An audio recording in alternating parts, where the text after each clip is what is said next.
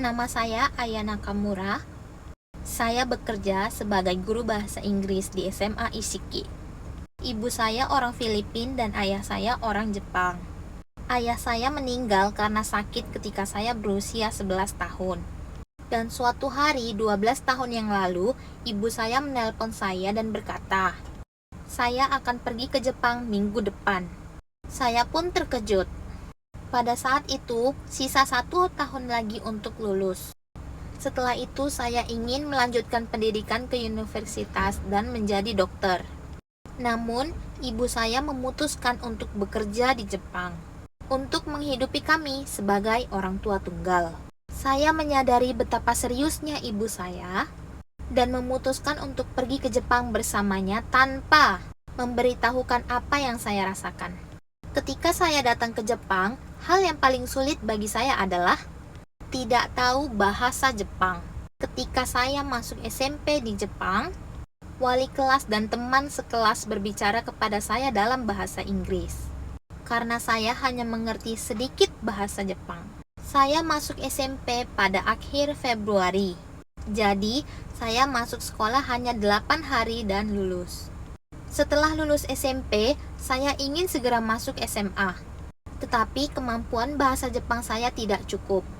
Jadi, saya memutuskan untuk mengikuti saran dari wali kelas dan guru bahasa, yaitu belajar bahasa Jepang selama 1 tahun sebelum mengikuti ujian masuk SMA. Guru bahasa memberitahu saya tentang kelas bahasa Jepang Shiotsu yang ada di Gamagori dan saya mengunjungi sekolah tersebut. Di kelas itu, saya diajari bahasa Jepang dengan sangat baik. Saya bahkan diajari 3 kali dalam sehari, yaitu pagi, siang, dan malam oleh seorang sukarelawan bernama Hosoe. Saya tidak hanya ingin masuk SMA, tetapi juga ingin melanjutkan pendidikan hingga ke universitas dan mewujudkan cita-cita saya sambil mengikuti kelas bahasa Jepang. Saya mulai bekerja paruh waktu mengemas ikan di supermarket, sehingga saya bisa berlatih lebih banyak percakapan bahasa Jepang. Tahun berikutnya, saya bisa masuk di SMA Gamagori kelas malam. Pada awalnya, saya tidak bisa mengikuti pelajaran dengan bahasa Jepang. Tetapi, dengan bantuan para pekerja paruh waktu, saya perlahan-lahan mulai mengerti.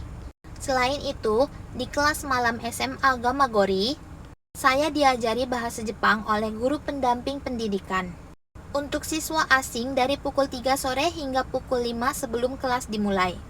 Meskipun begitu, saya masih mengalami kesulitan dengan bahasa Jepang. Saya melepaskan impian saya untuk menjadi dokter dan memutuskan untuk menjadi guru SMA dengan memanfaatkan kemampuan bahasa Inggris saya yang baik. Hal ini dipicu oleh pengalaman saya yang diajari bahasa Jepang oleh guru Hosoe. Alih-alih diajari bahasa Jepang, saya mengajari Hosoe-san bahasa Inggris. Dengan cara ini, saya bisa membalas kebaikan Hosoe-san yang sudah sangat membantu saya. Di kelas 4 SMA, saya memutuskan untuk melanjutkan ke Universitas Aichi. Sambil kuliah, saya mulai bekerja paruh waktu sebagai kasir di supermarket dan juga mulai bekerja paruh waktu sebagai pendukung pendidikan untuk siswa asing di SMA Gamagori kelas malam. Saya telah dibantu oleh banyak orang. Jadi, saya juga ingin membantu anak-anak yang berjuang di negara dan kehidupan asing sebagai cara untuk membalas kebaikan yang telah saya terima. Di universitas, saya mengalami kesulitan karena bahasa Jepang yang lebih sulit dari SMA. Sulit untuk menyeimbangkan antara kuliah dan kerja. Beberapa kali saya merasa ingin menyerah, tetapi berkat dukungan keluarga dan teman-teman, saya bisa bertahan sampai akhir. Terutama ibu saya. Ibu saya telah membesarkan saya sebagai seorang ibu tunggal dan dia peduli kepada saya karena dia telah bekerja keras setiap hari dalam kehidupan dan lingkungan kerja yang tidak saya kenal. Kerja keras ibu saya memberi saya kekuatan. Tahun ini adalah tahun ketiga saya menjadi guru. Masih banyak hal yang tidak saya pahami tentang bahasa dan budaya Jepang. Sejujurnya, ada kalanya saya merasa ingin kembali ke Filipina. Namun, Rasa semangat para murid juga membuat saya tambah semangat. Yang paling saya sukai dari pekerjaan saya adalah saya dapat mengetahui lebih banyak tentang budaya Jepang dengan bekerja bersama para siswa. Dan para siswa tertarik untuk belajar lebih banyak tentang Filipina. Belajar tentang budaya satu sama lain adalah hal yang saya nantikan setiap hari. Terakhir, saya ingin memberikan beberapa saran kepada murid SD dan SMP. Pernahkah kalian mendengar pepatah di mana ada kemauan di situ ada jalan? Saya sangat menyadari bahwa tidak mudah untuk tinggal di negara asing dan dalam bahasa yang berbeda. Namun demikian, saya percaya bahwa jika kamu berusaha untuk mencapai cita-citamu sedikit demi sedikit, kamu pasti bisa mewujudkannya. Tidak perlu terburu-buru. Tidak perlu malu untuk meminta bantuan dari orang-orang di sekitar. Ada banyak orang yang akan membantumu, baik itu keluarga, teman, guru sekolah, atau asisten bahasa. Seseorang akan selalu ada untuk mendukungmu.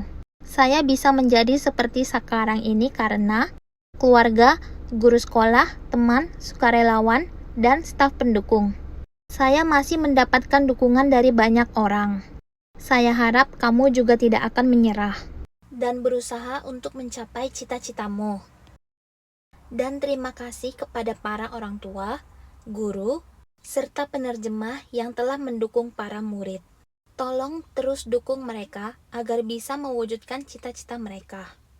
Terima kasih atas perhatiannya.